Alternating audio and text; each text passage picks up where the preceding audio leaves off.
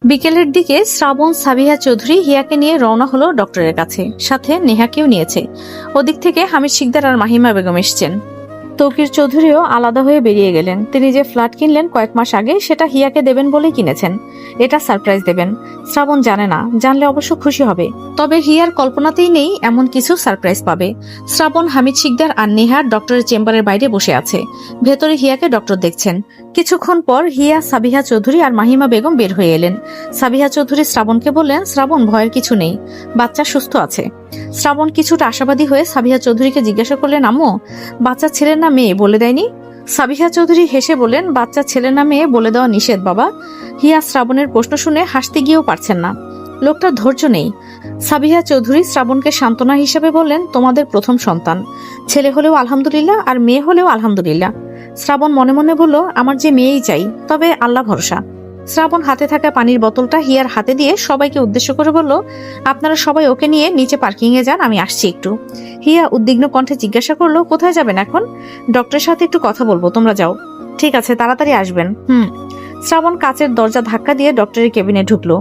একজন মহিলা ডক্টর আর একজন নার্স ছিল ভিতরে। ডক্টর শ্রাবণকে দেখে বললেন, শ্রাবণ, এনি প্রবলেম? একটু পার্সোনাল ভাবে কথা বলতে পারি? নার্সটি ভেতরের আরো একটি রুমে চলে গেল। অতঃপর শ্রাবণ সামনে বসে বলল, আচ্ছা, আমার ওয়াইফের ছেলে বাচ্চা হবে নাকি মেয়ে বাচ্চা, যদি একটু বলতেন। আমি জানি ডক্টরদের এসব কথা বলা নিষেধ, তবুও প্লিজ যদি একটু বলতেন। ডক্টর হেসে হেসে বললেন, বাবা, তোমাকে বললাম, এরপরে যদি তুমি তোমার বউকে ধরে মারো তখন? শ্রাবণ ফুস করে শ্বাস ছেড়ে বলল, আন্টি, আপনার এটা মনে হলো? আমাকে দেখে তাই মনে হয় আমি বউ মারবো? বউকে একটা ফুলের টোকা পর্যন্ত লাগতে দেই না, আর মারা তো বিলাসিতা। ডক্টর হেসে বললেন, তা না, জাস্ট মজা করেই বললাম। আচ্ছা তুমি বলো, তোমার কি ইচ্ছে? ছেলের আশা করছো নাকি মেয়ের? আন্টি, সত্যি বলতে মেয়ের সেই শুরু থেকেই ইচ্ছে, আর আমার ওয়াইফেরও। ডক্টর সময় নিলেন না, অবলীলায় বলে দিলেন, আলট্রাসোনোগ্রাফিতে যা দেখলাম সম্ভবত মেয়ে হবে ইনশাআল্লাহ। শ্রাবণ একটু এগিয়ে এসে বলল, মন রাখতে মিথ্যে বলছেন না তো?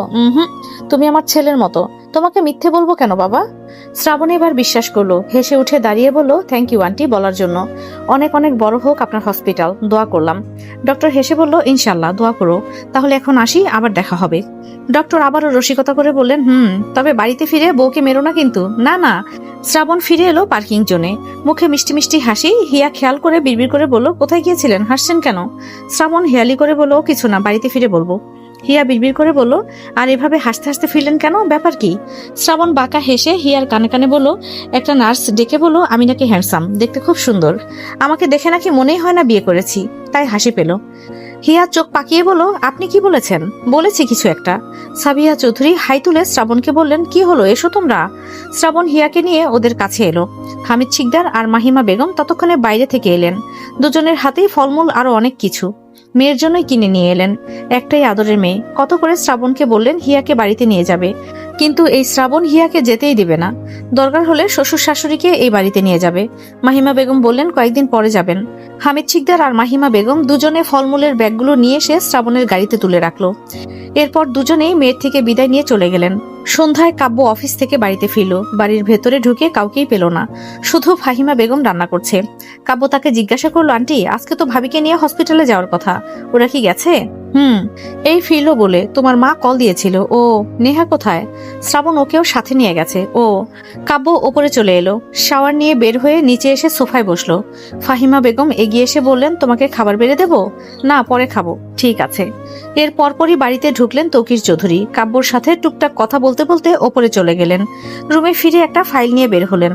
এরপর আবারও চলে গেলেন। মিনিট 10 পর শ্রাবণ, হিয়া, নেহা, সাবিহা চৌধুরী বাড়িতে ঢুকলেন। হিয়া এসে সোফায় বসলো। শ্রাবণ আর সাবিহা চৌধুরী চলে গেল উপরে। কাব্য ইশারা করে আবার নেহাকে উপরে যেতে বলছে। নেহা সেটা পাত্তাই দিল না। খাবার টেবিলে এগিয়ে গিয়ে গ্লাসে পানি ভরে নিয়ে এসে হিয়াকে দিল। কাব্য এরপরে আবারও ইশারা করতে নেহা রুমে ফিরল। রুমে এসে বোরখা খুলে হাত মুখ ধুয়ে এসে জানালার সামনে দাঁড়ালো। কাব্য পেছন থেকে জড়িয়ে ধরে বলল, হসপিটালে গেলে আমাকে তো জানালে না। আপনাকে কেন জানাতে হবে? আমি কি একা গিয়েছি নাকি? যদি একা যেতাম তাহলে না হয় বলতাম। বাবা, এখন দেখি আমাকে জানানোর প্রয়োজনই মনে করছো না। বিষয়টা তেমন না, ভাইয়া মা থাকলে আমি তো সেভই থাকি, আপনাকে বলার কি দরকার। কাব্য নেহাকে ছেড়ে দিয়ে বিছানায় এসে বসলো। ঠিক আছে, না বলে আমিও এরপর কোথাও গেলে বলে যাব না। নেহা এগিয়ে এসে কোমরে হাত রেখে বলল, কি বললেন? আমি গিয়েছি মা, ভাইয়া আর হিয়ার সাথে, আপনাকে না বললেও হবে। আর আপনি যাবেন আপনার বদের হাড্ডি মার্কা ফ্রেন্ডদের সাথে, ওরাই তো আপনাকে এমন বদের হাড্ডি বানিয়েছে। কাব্য নাক কুঁচকে বলল, কি কি বললে? ও, ভুলেই গিয়েছিলাম, আপনার ফ্রেন্ডরা তো দুধে ধোয়া তুলসী পাতা, ওদের সাথে থেকে থেকেই তো সিগারেট মদ খাওয়া শিখেছেন। এখন তো খাই না, খান না, না খেয়ে যেন থাকেন সারা জীবন।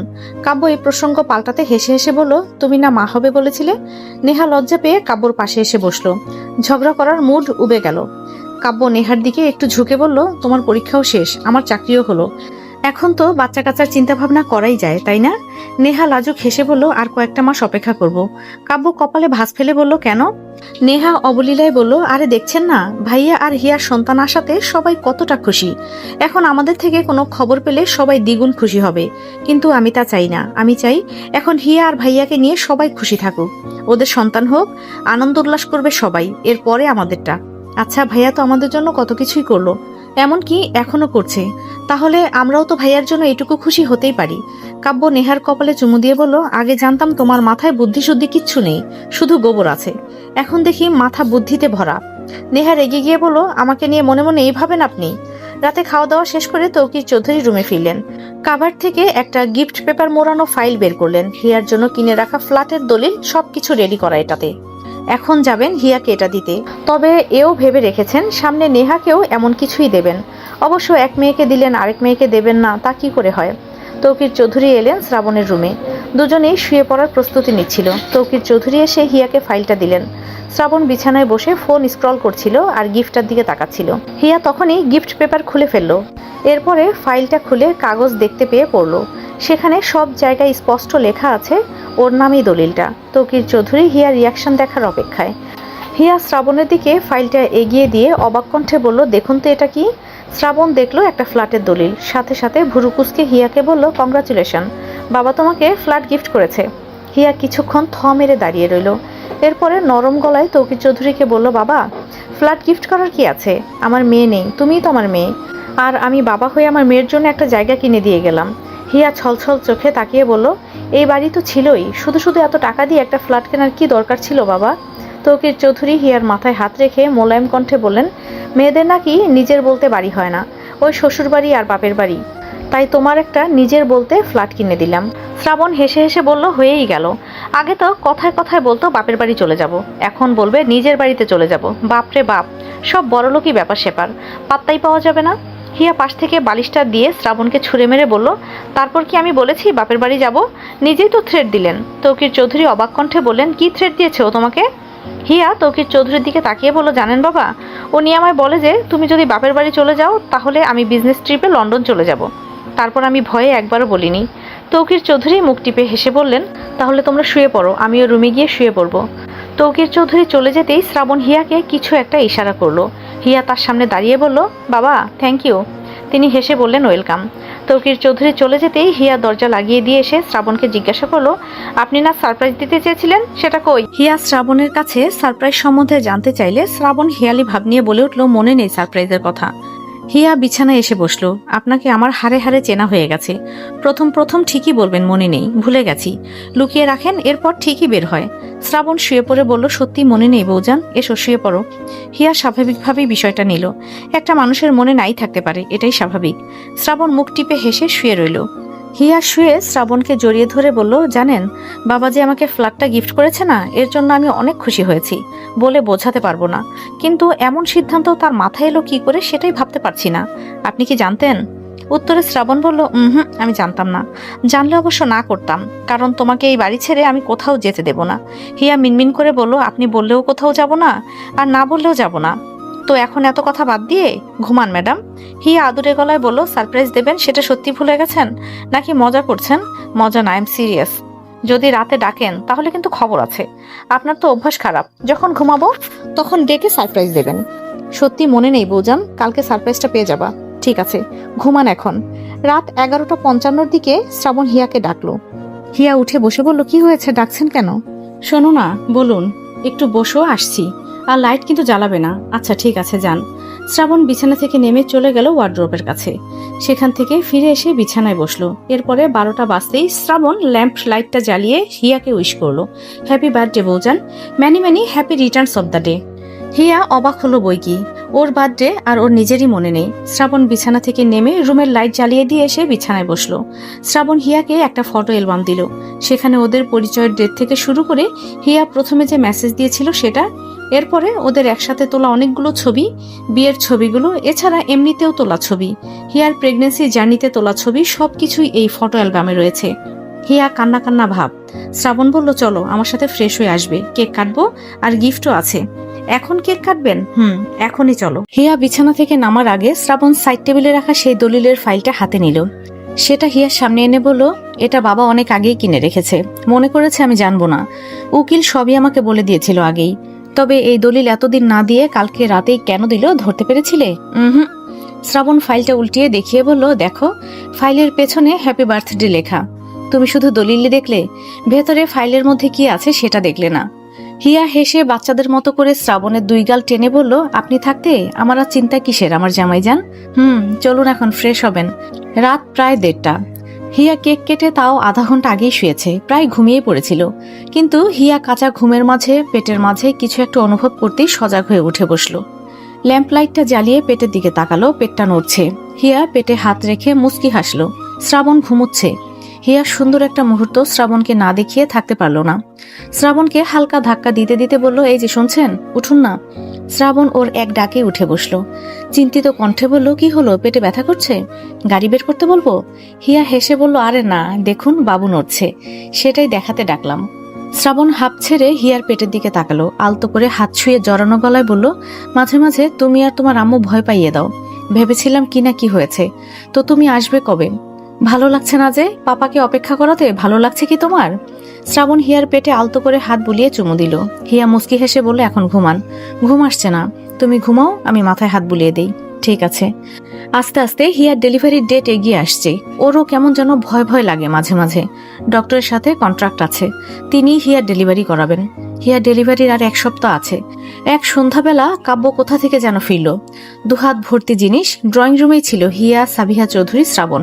শ্রাবণ কাব্যকে জিজ্ঞাসা করলো, এই ভাই, কি নিয়ে এসেছিস? এত? এনেছি কিছু জিনিস। শ্রাবণ কৌতূহল নিয়ে বলল, কি দেখি। আমাদের জন্য কি কিছু আছে? আমাদের ভবিষ্যৎ অতিথির জন্য। শ্রাবণ বুঝতে পারলো ওর সন্তানের জন্যই, কিন্তু শয়তানি করে জিজ্ঞাসা করলো, তোরটা না আমারটা? কোন ভবিষ্যৎ অতিথি? কাব্য লজ্জা পেল, তবে হেয়ালি করে বলল, আরে আমার হবে কেন, তোমার অতিথির জন্য। শ্রাবণ রয়ে শুয়ে বসে বলল, ভালোই। আমি আরো ভাবলাম তুইও। সাবিহা চৌধুরী শ্রাবণের পিঠে হালকা চাপড় মেরে বললেন, আরে তুমিও তো ছোট ভাইকে লজ্জায় ফেলে দিচ্ছ, ওদের হলে ওরাই জানিয়ে দেবে। কাব্য হাসার চেষ্টা করে বলল, হ্যাঁ আম্মু, তা ঠিক বলেছ। হিয়া কাব্যকে বলল, কই দেখি কি নিয়ে এসেছ। কাব্য এগিয়ে এসে সাবিহা চৌধুরীকে বলল, আম্মু সরো তো, বসতে দাও, ভাইয়ার পাশে গিয়ে বসো। সাবিহা চৌধুরী উঠে শ্রাবণের পাশে এসে বসলো। শ্রাবণ আনমনে হিয়ার দিকে তাকিয়ে আছে, কতই না খুশি। ওর এক এক সময় মনে হয় হিয়াকে পেয়ে জিতেই গেছে। সবার সাথে কত মিশুক, এখন না হয় ওকে কোনো কিছু করতে দেওয়া হয় না, তাও কখন কার কি লাগবে সব খেয়াল রাখে। হিয়া শ্রাবণের দিকে তাকিয়ে ভুরু উঠিয়ে বোঝালো, কি হয়েছে? শ্রাবণ মুচকি হেসে মাথা নাড়িয়ে বোঝালো, কিছু না। শ্রাবণ হিয়ার মাঝে বন্ডিং খুব ভালো। দুজনের মধ্যে যেমন ঝগড়া লাগে, আবার তার কিছু সেকেন্ড পরেই দুজনের দিকে তাকিয়ে দুজনে হাসে। ওদের ঝগড়া লাগলে বাড়ির সবাই হতভম্ব হয়ে যায়, কারণ একটু পরেই আবার ওদের মিল দেখা যায়। সময়ের সাথে সাথে শ্রাবণ কাজ অনেকটা কমিয়ে ফেলেছে। কয়েক বছর ধরেই ছুটছে শুধু টাকার পেছনে, কাজের পেছনে। প্রজেক্ট স্কিল আর মেধা ভালো থাকায় কয়েক বছরের মধ্যে অনেক কিছু করে ফেলেছে। আর এখন হিয়ার এই সময়টায় ওরই বেশিরভাগ পাশে থাকা দরকার। টাকা পয়সা যা করার অনেক করেছে, এখন বসে খেলেও ওর কাজ করার দরকার হবে না। এখন ওর প্রয়োজন হিয়ার পাশে থাকা, আর তাই রইল। হিয়ার প্রেগনেন্সি জার্নির পুরোটা সময় শ্রাবণ ওর পাশেই রইল। অফিস না হয় পরেই করবে, হিয়ার আর কি চাই। শ্রাবণকে যখন থেকে ওর পাশে পেয়েছে আজ পর্যন্ত ও কখনো খারাপ থাকেনি। হিয়া কিভাবে ভালো থাকবে সেটাই শ্রাবণ সব সময় চেয়েছে। হিয়া মাঝে মাঝে নিজেই বলে, আমি সত্যি বড় ভাগ্যবতী, ভাগ্য করে শ্রাবণের মতো একজন জীবনসঙ্গী পেয়েছি। মাহিমা বেগম হিয়ার ডেলিভারি ডেটের 2 দিন আগেই সবকিছু গুছিয়ে নিয়ে চলে এলেন এই বাড়িতে। হিয়ার ডেলিভারি ডেটের আগের দিন বিকেল 4টার দিকে। হিয়া সারাদিন ধরে একটু একটু পেটে ব্যথা, হেয়ালি করে গিয়েছে, কাউকে বলেনি, রুমেই থেকেছে। শ্রাবণও দুপুরের পর থেকে বাড়িতেই রয়েছে। ওর মনে কেমন যেন খুঁতখুত লাগছিল, তাই আর বের হয়নি। সময়ের সাথে সাথে হিয়ার পেটের ব্যথা বাড়তে শুরু করলো। সবাই এখন নিচে। কাউকে ডাকার মতো অবস্থাতেও নেই। ও বিছানায় বসেই ফোনটা হাতে নিয়ে শ্রাবণকে কল দিল। শ্রাবণ ড্রয়িং রুমে বসে কথা বলছিল সবার সাথে। হিয়ার কল পেয়ে রিসিভ করলো। হ্যাঁ হ্যালো, বলো। হিয়া অস্থির কণ্ঠে বলল, একটু ওপরে আসুন তো তাড়াতাড়ি, আমার পেটে প্রচুর ব্যথা করছে, খারাপ লাগছে। শ্রাবণ উঠে এসে সিঁড়ির দিকে যেতে যেতে সাবিহা চৌধুরীকে বলল, আম্মু হিয়ার খুব খারাপ লাগছে, তোমরা রেডি হও, আর কামালকে গাড়ি বের করতে বল। শ্রাবণের পিছু পিছু সাবিহা চৌধুরী, মাহিমা বেগম, নেহা এলো। শ্রাবণ দৌড়ে রুমে এসে হিয়ার পাশে বসে বলল, কেমন বোধ করছো? পেটে খুব ব্যথা করছে। হিয়া শক্ত করে শ্রাবণকে জড়িয়ে ধরে রইল। অসহনীয় ব্যথায় ছটফট করছে। সাবিহা চৌধুরী নেহাকে হিয়ার পাশে বসিয়ে রেখে রুমে চলে গেলেন। সবাই খুব দ্রুত হিয়াকে নিয়ে হসপিটালে চলে এলো। ডক্টর এসে পড়েছে। হসপিটালের করিডোরটায় নীরবতা। হিয়াকে ওটিতে নিয়ে যাওয়া হয়েছে। শ্রাবণ গুমট বেঁধে আছে, বাকি সবার দৃষ্টি ওটির দিকে। সাবিহা চৌধুরী আর মাহিমা বেগম একসাথে বসে আছেন। দুজনের চোখেই পানি। বিশেষ করে শ্রাবণের সামনে কেউ কান্না প্রকাশ করতে পারছেন না, যেন শ্রাবণ ভেঙে না পড়ে। তৌকির চৌধুরী আর হামিদ শিকদার দুজনে পায়চারি করছেন। কাব্য ওটির দরজা ঘেঁষে দাঁড়িয়ে আছে, আর নেহা সাবিহা চৌধুরীর পাশে। কামাল আর ফাহিমা বেগমও কিছু জিনিসপত্র নিয়ে এলেন। সবাই আল্লাহকে ডাকছেন। শ্রাবণ মনে মনে বলছে, হে আল্লাহ, তুমি আমার বউ আর সন্তানকে সুস্থ রাখো। মিনিট 10 পরেই ওটি থেকে বাচ্চার কান্না ভেসে এলো। সবার মুখেই খুশির ঝিলিক দেখা গেল। সাথে সাথে আলহামদুলিল্লাহ উচ্চারণ করলো। শ্রাবণ উঠে দাঁড়ালো। ওর ভেতরে কেমন অস্থিরতা তৈরি হলো। নিজের সন্তানকে দেখার লোভ জাগলো। এর কিছুক্ষণ পরে ডক্টর আর নার্স বের হলেন। ডক্টরের কোলে নবজাতক শিশু। শ্রাবণ সহ সবাই এগিয়ে গেল। ডক্টর হেসে হেসে বললেন, শ্রাবণ, কংগ্রাচুলেশন, তোমার মেয়ে হয়েছে। যা আশা করেছিলে আল্লাহ তাই দিয়েছে, আলহামদুলিল্লাহ, বাচ্চাও সুস্থ আছে। শ্রাবণ উদ্বিগ্ন কণ্ঠে বলল, বাচ্চার মা মানে আমার ওয়াইফ কেমন আছে আন্টি? ডক্টর হেসে বললেন, তোমার ওয়াইফও সুস্থ আলহামদুলিল্লাহ, কোনো প্রবলেম নেই। একটু পরে বেডে শিফট করা হবে। ডক্টর শ্রাবণের কোলে নবজাতক শিশুটিকে দিয়ে বললেন, নাও বাবা, তোমার সন্তান। বলতে হবে তোমার মতোই সুন্দর হয়েছে মাশাল্লাহ। শ্রাবণ কোলে নিয়ে কিছুক্ষণ তাকিয়ে রইল। চোখটা ঝাপসা হয়ে এলো। পরক্ষণেই হেসে সাবিহা চৌধুরীকে বলল, দেখো আম্মু, আমার মেয়ে। সাবিহা চৌধুরী কাঁদছেন আবার হাসছেন। শ্রাবণের কাঁধে হাত রেখে কান্নাজড়িত গলায় বললেন, মাশাল্লাহ, তোমার মতোই হয়েছে। কাব্য এগিয়ে এসে বাচ্চাটির দিকে তাকিয়ে রইল। এরপরে হেসে হেসে সাবিহা চৌধুরীকে বলল, আম্মু দেখো, তোমার থেকেও সুন্দরী হয়েছে, এবার তুমি বাদ, এটাই আমাদের আম্মু। সাবিহা চৌধুরী সহ সবাই হাসলো কাব্যর কথায়। শ্রাবণ আলতো করে বাচ্চাটির নাকে নাক ঠেকিয়ে হাসলো। এমন অনুভূতি বলে বোঝানোর মতো না। কয়েক মিনিট কোলে রাখার পর সাবিহা চৌধুরীকে দিয়ে বললেন, তুমি নাও। সাবিহা চৌধুরী কোলে নিয়ে তাকিয়ে রইলেন। হাসবেন না কাঁদবেন দ্বিধায় পড়ে রইলেন। খুশিতে আত্মহারা সবাই। সাবিহা চৌধুরী বাচ্চাটির দিকে তাকিয়ে কান্নাজড়িত গলায় বললেন, মাশাল্লাহ, আল্লাহ তোমাকে বাঁচিয়ে রাখুক, অনেক বড় করুক। মা বাবার মতো ভালো মনের হও, বাবা মায়ের পাশে থেকো, আর তোমার বাবাকে যত্ন করো, ভালোবেসো। তুমি বড় ভাগ্যবতী গো, এমন একটা বাবা পেয়েছো। তোমার বাবাকে কষ্ট পেতে দিও না। এই বাবাই তোমার সব। তোমার বাবার মতো মানুষ পাওয়া যায় না। আমি ধন্য, তোমার বাবার মতো একজন মানুষ আমার সন্তান। ও, আমি তো ভুলেই গিয়েছিলাম, আমার ছেলে তো এখন তোমার ছেলে হয়ে গেছে। এই কথায় তৌকির চৌধুরী বললেন, তোমার চান্স নেই চৌধুরী বাড়িতে, এখন চৌধুরী সাহেবা এসে গেছে। এদিকে শ্রাবণ বারবার ওটির দিকে তাকাচ্ছিল, কখন হিয়াকে বের করবে। এরপরে হিয়াকে ওটি থেকে বের করে একটি কেবিন রুমে দেওয়া হলো। এর কিছুক্ষণ পরেই নার্স এসে বাচ্চাটাকেও নিয়ে যেতে বলা হলো। মাহিমা বেগম বাচ্চাটাকে ভেতরে নিয়ে গেলেন। বাচ্চাটাকে প্রথমে মায়ের বুকে দুধ খাওয়ানো হলো। মাহিমা বেগম আর নার্স বের হয়ে এলো। মাহিমা বেগম এসে শ্রাবণকে বললেন, শ্রাবণ, ভেতরে যাও, হিয়া তোমার কথা জিজ্ঞেস করলো। শ্রাবণ সাথে সাথে ভেতরে ঢুকলো। দেখলো হিয়া বাচ্চাটাকে দেখে মিটিমিটি হাসছে, হয়তো মনে মনে কথা বলছে দুইজনে। শ্রাবণ সামনে চেয়ার টেনে বসতে বসতে বলল, বাবা, এখন তো দেখি আমার কোনো চান্সই নেই, তো আমার মেয়ের নামে কি বদনাম করছো শুনি? হিয়া হেসে বলল, বলছি তোমার বাবা অনেক ভালো। শ্রাবণ হেসে বলল, আমি ভাবলাম আরো বলছো নাকি বাবার কাছে যাবে না, আমার সাথে বাপের বাড়ি যাবে। হিয়া চোখ পাকিয়ে তাকিয়ে বলল, কি বললেন? শ্রাবণ গাছাড়া ভাব নিয়ে বলল, কই কি বললাম, মনে পড়ছে না তো। শ্রাবণ বাচ্চাটার দিকে তাকিয়ে হেসে হেসে বলল, বড় হও, তখন দেখবে তোমার আম্মু কেমন, শুধু তোমার পাপাকে বাপের বাড়ি চলে যাওয়ার জন্য থ্রেট দিত। হিয়া অবাক কণ্ঠে বলল, আরে আপনি যে লন্ডন যাওয়ার জন্য থ্রেট দিতেন সেটা বলবেন না? শ্রাবণ ডোন্ট কেয়ার ভাব নিয়ে বলল, সেগুলো অতীত হয়ে গেছে, এখন প্রেজেন্ট নিয়ে ভাবো। আর এখন তোমার শরীর কেমন লাগছে? ভালো। আর মেয়েকেও বলুন। শ্রাবণ বাচ্চাটার দিকে ঝুঁকে জড়ানো গলায় বলল, কেমন আছেন পিচ্চি শরবতওয়ালি? আপনাকে অবশেষে ছুতে পারলাম, অনেক অনেক বড় হন, বাবা মায়ের সাথে ঘুরে বেড়াতে হবে তো। আমি আপনাকে আর আপনার মাকে নিয়ে সারা পৃথিবী ঘুরবো ইনশাআল্লাহ। শ্রাবণ আরেকটু উঠে এগিয়ে গিয়ে হিয়ার কপালে চুমু দিয়ে গভীর গলায় বলল, আর আপনাকে ধন্যবাদ দিয়ে শেষ হবে না। আপনি এত কষ্ট সহ্য করে আমাকে বাবা ডাক শোনার মতো একটা সন্তান উপহার দিয়েছেন। আমার এই অনুভূতি আমি কাউকে বলে প্রকাশ করতে পারবো না। আমার এক এক সময় অবাক লাগে, মনে হয় সেদিন আপনি ফাজলামো করে মেসেজ দিলেন, সেটার জন্য ছুটে আপনার কাছে গেলাম, আপনাকে বিয়ে করলাম, আর আজ বাচ্চার বাবা হয়ে গেলাম।